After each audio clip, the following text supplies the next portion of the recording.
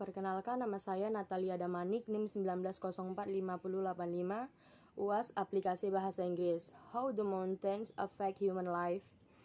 Mountains strongly affect the life of those who dwell in or near them. Because mountain soil is thin in most places, settlements are few and widely separated in mountainous regions. Mountains people are usually independent. They learn to take care of themselves. The harsh climate of most mountain regions requires strength and endurance in the inhabitants. The presence of nearby mountain has important effect on the climate of surrounding regions. When mountains lie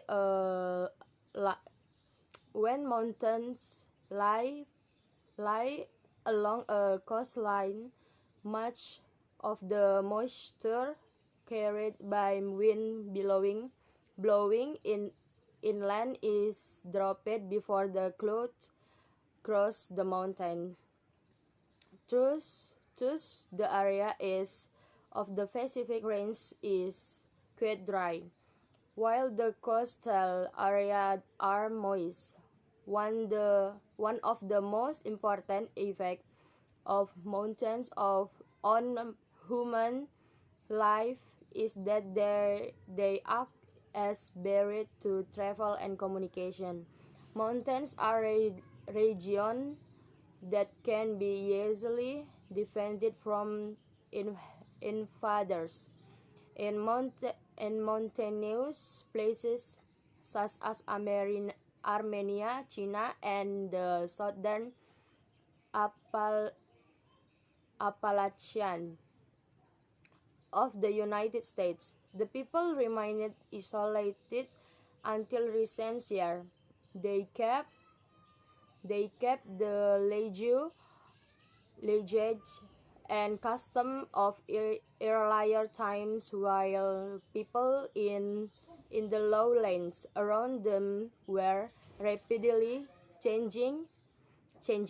Main idenya, mountains strongly affect the life of those who near the life of the those who dwell in on near them.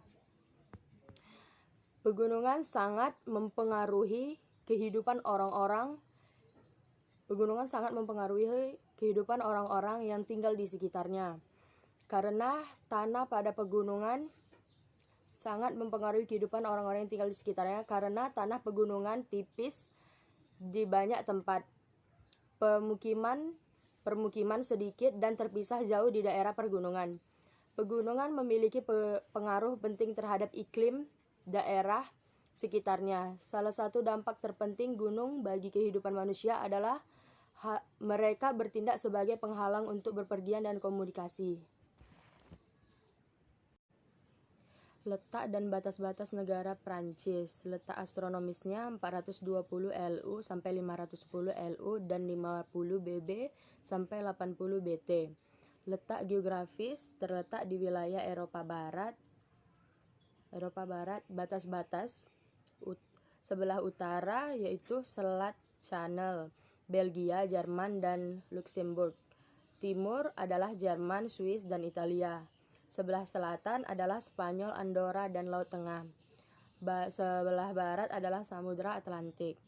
Bentang alamnya dapat dibagi menjadi beberapa bagian, yaitu tanah tinggi purba, lipatan pegunungan muda, dataran rendah, lembah sungai Rhone, dan pantai Laut Tengah. Iklimnya laut sedang. Pegunungan Pyrenees atau Pirenia adalah pegunungan di Eropa Barat daya yang membentuk perbatasan alami antara Prancis dan Spanyol. Pirenia ini memisahkan semenanjung Liberia dari benua Eropa. Yang kedua ada Pegunungan Alpen. Pegunungan Alpen adalah pegunungan besar di Eropa yang membentang dari Australia dan Slovenia di timur, melalui Italia, Swiss, Liechtenstein, dan Jerman, sampai ke Prancis di barat. Ketiga, Pegunungan Jura. Pegunungan Jura adalah pegunungan kecil yang terletak di sebelah utara Alpen, memisahkan Sungai Rhine dan Rhone. Pegunungan ini terletak di Prancis, Swiss, dan Jerman. Yang keempat, Pegunungan Vosges. Pegunungan Vosges seluruhnya berada di Prancis, jauh di atas Col de Savarne, yang memisahkan mereka dari hutan Palatinate di Jerman. Nah, sebagian besar Ardennes tertutup oleh hutan. Kalau yang Ardennes, sebagian besar Ardennes tertutup oleh hutan lebat dengan perbukitan, rata-rata tingginya itu sekitar 350 sampai 400 meter. Untuk yang C, Sungai Seine adalah sebuah sungai utama di Prancis bagian barat laut. Sungai ini merupakan salah satu jalur untuk masuk lintas air komersial. Kalau yang B, selanjutnya Sungai Loire. Sungai Loire adalah sungai terpanjang di Prancis dengan panjang 1020 km. Selanjutnya Sungai Garonne. Sungai Garonne adalah sebuah sungai di barat daya Prancis dan utara Spanyol dengan panjang 575 km. Selanjutnya Rhone. Sungai Rhone adalah salah satu sungai yang besar di Eropa yang membentang melalui Swiss dan Prancis. Pengaruh Prancis. Yang pertama, dampak bidang politik. Tentunya adalah bagian yang terpenting yang berubah dalam revolusi Prancis. Perubahan struktur politik ini dari monarki absolut menuju republik adalah perubahan pertama di Eropa, menjadi bahan bakar baru bagi ide-ide kesetaraan, paham demokrasi, dan adanya lembaga-lembaga yang mampu menunjang kehidupan masyarakat di Perancis.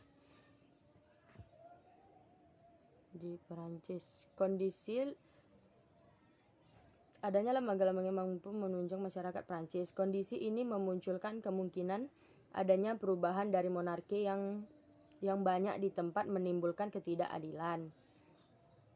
Nah, yang kedua itu dampak di bidang ekonomi. Salah satunya adalah penghapusan peraturan perdagangan dan pembentukan sistem metrik atau desimal, yang kemudian disepakati sebagai sistem internasional dalam berbagai ukuran fisik. Adanya sistem yang bersifat global ini tentunya memberikan dampak yang sangat positif dalam pergerakan perdagangan internasional. Dampak yang ketiga, dampak bidang sosial. Dampak bidang sosial yang paling dirasakan adalah menghilangnya stratifikasi sosial serta adanya persamaan hak dan kewajiban sebagai warga negara. Yang terakhir, yang keempat, pengaruh revolusi Prancis bagi Indonesia.